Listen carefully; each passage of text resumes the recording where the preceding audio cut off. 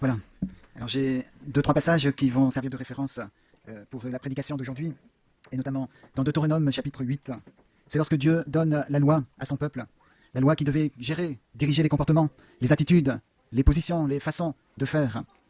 Dieu accorde à cette loi une immense importance. Et si vous remarquez bien, au plus que le temps avance, en Occident en tout cas, eh bien, au plus qu'on néglige, on méprise la loi de Dieu. Il nous est dit que Dieu est un Dieu jaloux, et que Dieu attend que on le prenne au sérieux, qu'on le mette en priorité dans nos vies, qu'on respecte, mais qu'on honore la loi de Dieu aussi. Et dans ce chapitre 8 de Deutéronome, il incite à ce qu'on apprenne la loi de Dieu. Il incite aussi à ce que la loi de Dieu soit attachée à nos cœurs. Il y a d'autres endroits aussi, dans Josué chapitre 1, dans Proverbes chapitre 3. On voit que Dieu veut que son peuple fasse de cette loi quelque chose d'important, qu'ils peuvent avoir toujours en mémoire et toujours devant eux. Il dit, un peu plus loin dans le chapitre, quand on avance dans le chapitre 8 de Deutéronome, il dit, si tes enfants te demandent à quoi ça fait référence, parce qu'il dit de mettre dans la maison les versets, les passages de la loi, eh bien quand tes enfants t'interrogent, tu leur diras que tu étais esclave en Égypte et que la main puissante de Dieu t'a délivré. Est-ce que vous pouvez faire ça si vos enfants vous posent la question concernant les choses de Dieu? Est-ce que vous allez commencer à leur expliquer en long, en large, en travers comment Dieu a donné ses commandements, comment Dieu a parlé à son peuple? Ou est-ce que vous allez pouvoir lui répondre que vous étiez en Égypte et qu'il vous en a sorti par sa main puissante? C'est ça qui est le témoignage puissant, c'est ça que les hommes et les femmes ont besoin d'entendre. Des gens, des chrétiens, qui peuvent dire oui, je peux témoigner. Je peux témoigner que si je connais ces versets, que s'il y a ces versets dans ma maison, c'est parce que j'étais en Égypte et il m'en a libéré par sa main puissante.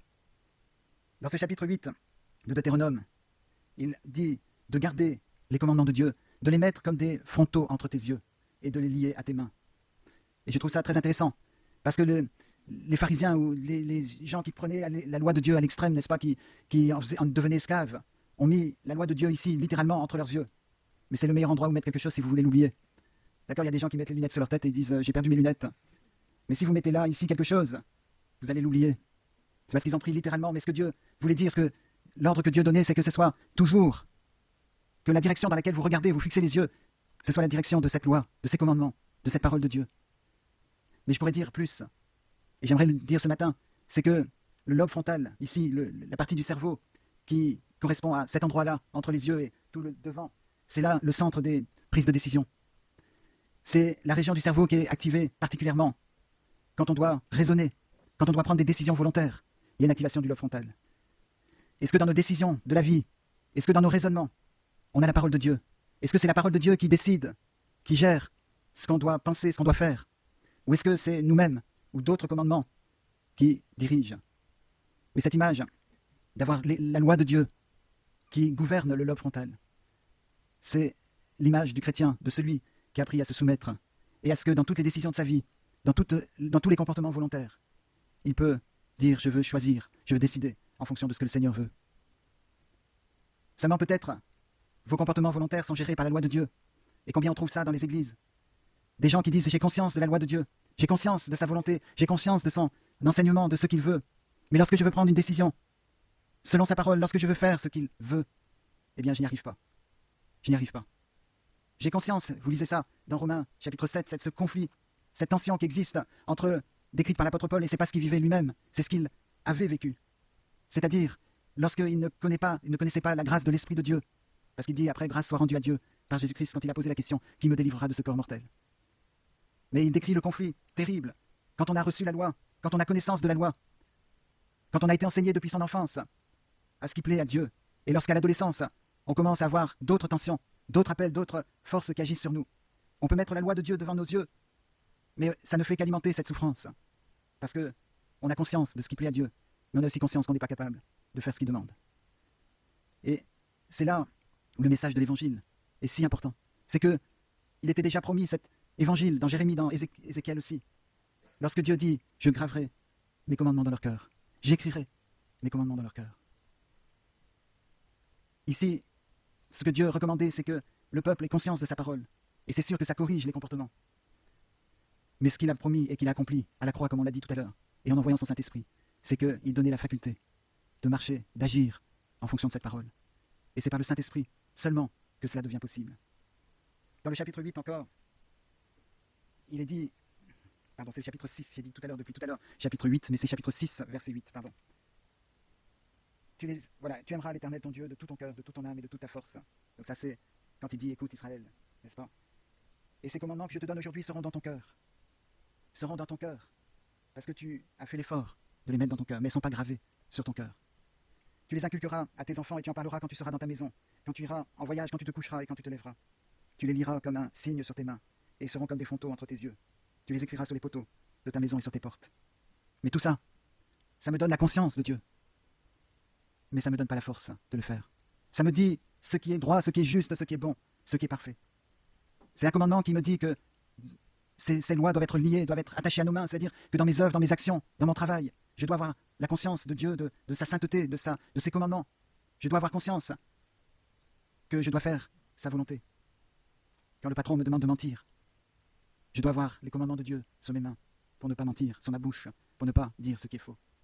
Quand le patron est dur contre moi, je dois avoir la loi de Dieu qui freine mes paroles et qui m'empêche de le maudire et de le détester.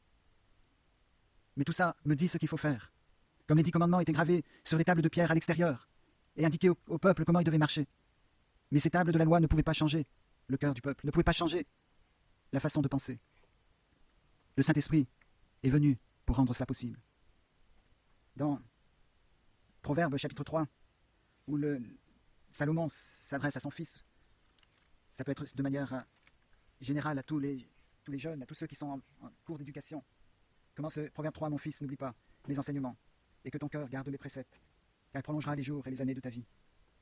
Les augmenteront ta paix. Que la bonté et la fidélité ne t'abandonnent pas. Lis-les à ton cou, écris-les sur la table de ton cœur.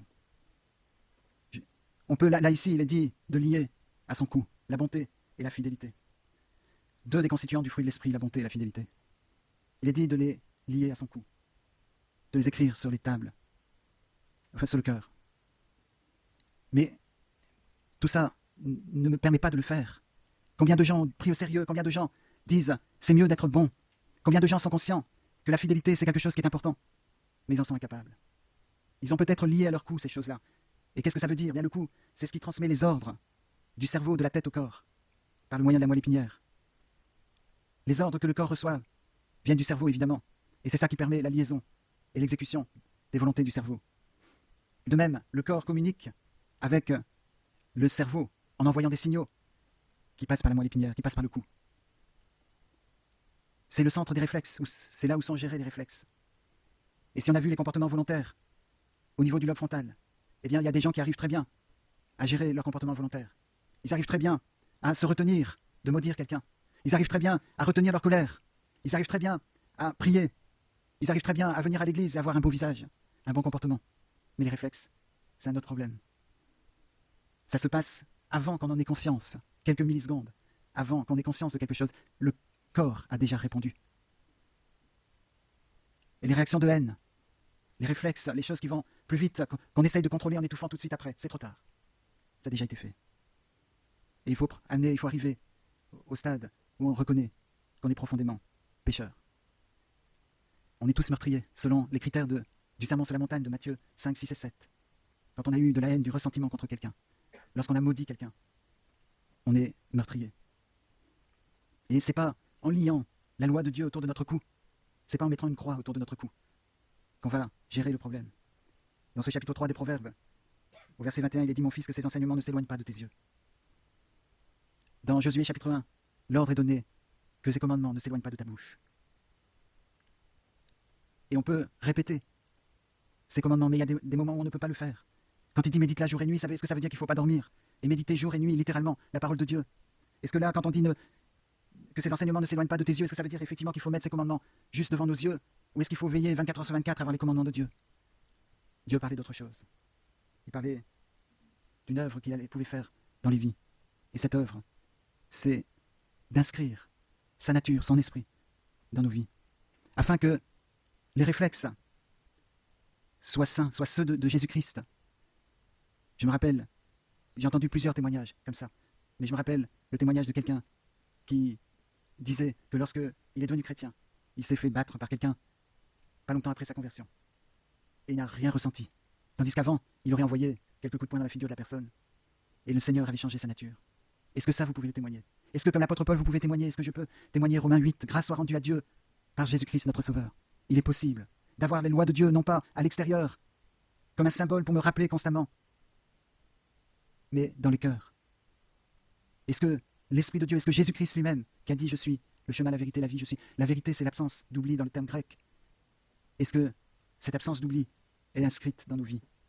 Est-ce qu'à la maison, est-ce qu'au travail, la loi de Dieu n'est pas devant mes yeux, mais elle est mon regard? Est-ce que les gens, en me voyant réagir, voient non pas des textes bibliques, n'est-ce pas, affichés sur moi, mais ils voient la parole de Dieu, la puissance, l'Esprit de Dieu qui agit? Ou est-ce qu'ils voient seulement des choses extérieures? On a quelquefois des autocollants sur les voitures avec Jésus. Les gens voient et disent, tiens, ce sont des chrétiens, ceux-là. Il y a le poisson ou quelque chose comme ça. Mais est-ce qu'ils voient dans votre comportement Jésus-Christ? Ou est-ce que, heureusement, vous avez mis un poisson? Parce que sinon, on n'aurait jamais pensé que vous étiez chrétien. Et c'est quelquefois comme ça, quand le témoignage est donné verbalement, mais il n'y a aucun rapport avec la vie qui est menée. C'est ça qui dégoûte le monde. Il ne faut pas s'étonner qu'autour de nous, il y a tellement de gens qui se tournent vers des pratiques aux antipodes de ce que Dieu enseigne. C'est parce qu'ils ont vu beaucoup de gens qui se disaient chrétiens, qui affichaient, qui avaient des choses autour de leur cou, qui avaient des choses devant leurs yeux, se disaient chrétiens, et leur vie n'était pas conforme. Alors ils n'avaient pas envie de chercher. Le monde n'a pas envie de connaître cette incohérence. Et ils se tournent vers d'autres pratiques. C'est pour ça que dans Romains, il est dit que le nom de Dieu est blasphémé à cause de vous. On dit, ah, ces jeunes qui ont des pratiques épouvantables. Vous savez, je ne reconnais pas les étudiants maintenant par rapport à ceux que j'ai eus il y a 30 ans. Le monde a changé. Le monde n'est plus le même. Les jeunes sont tourmentés. Et on dit, ah voilà, c'est pas leur faute, c'est notre faute. Si on avait rayonné de Jésus-Christ, ils auraient vu, ils auraient interrogé. Leurs parents auraient peut-être dit, c'est des bêtises. Mais si ils étaient venus nous voir en disant, je vois, non pas sur les poteaux de ta maison, non pas sur les murs de ta maison, mais sur les murs de ta vie, de ton corps, je vois qu'il est écrit Jésus-Christ.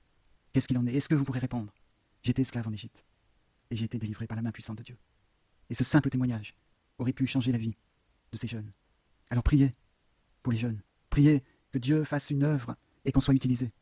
Que Dieu nous utilise en nous transformant, en mettant la parole de Dieu dans nos corps. Parce que c'est ça, Jésus-Christ sur la terre. C'est la parole qui a été faite chair, nous dit Jean chapitre 1. Et la parole de Dieu doit se manifester sur la terre par des hommes et des femmes qui représentent Christ et qui sont l'expression, la manifestation de Dieu. Dieu existe, existerait. Ça veut dire se manifester à l'extérieur. Il se manifeste, il se révèle. Et il veut se révéler au travers de nous. Alors que l'Esprit de Dieu agisse pour que sur nos mains, il y ait la marque de l'Esprit de Dieu. Dans tout ce qu'on fait. Il y a 2 psaumes qui disent « Qui montera à la montagne de l'Éternel? Celui qui a les mains innocentes et le cœur pur. » Et tout ce que vous pouvez reconnaître et ce que je peux reconnaître, c'est que mes mains sont coupables et que mon cœur est impur. Et j'ai beau le corriger, essayer de corriger ça par la loi de Dieu, ça ne change rien de la réalité. Ça ne change rien des réflexes, jusqu'à ce que le Saint-Esprit agisse. Et c'est lui qui nous fait monter à la montagne de l'Éternel. C'est lui qui peut nous permettre de tenir devant son lieu saint. Parce que c'est lui qui purifie nos cœurs et nos mains. C'est lui qui purifie nos pensées et nos actions, et qui agit dans les vies. Alors que aujourd'hui, ce soit un nouveau départ pour nous, même si on est chrétien depuis longtemps, en disant Seigneur, inscris profondément dans toutes les fibres de ma personne, de mon corps, de mon âme et de mon esprit, inscris ta loi, ta puissance, ton Esprit Saint, afin que les hommes et les femmes de ce monde qui sont perdus puissent venir à moi et dire qu'est-ce qu'il en est, et que je puisse répondre, j'ai été délivré de l'Égypte par la main puissante de Dieu. Amen.